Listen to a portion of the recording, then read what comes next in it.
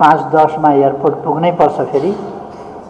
त्यसो भएर समय रहेन र मैले बिचमै बोल्न खोजिया।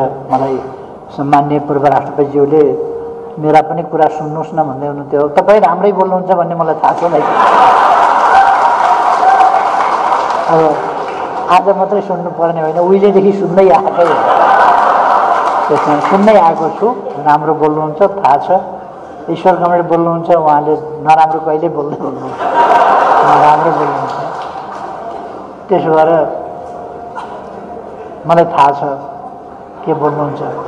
त्यसो भएर मैले सुन्न बसिरहनु पर्दैन। मलाई धेरै हतार भएको हुनाले म समय धेरै नल्याउँ।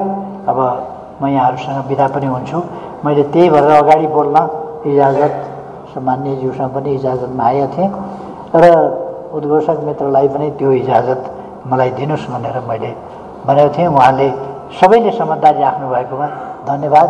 सबै साथीहरूलाई धेरै धेरै शुभकामना भन्न चाहन्छु। धन्यवाद, शुभकामना। जननेता मदन भण्डारीप्रति फेरि सम्मानजनक स्मरण गर्दछु। धन्यवाद।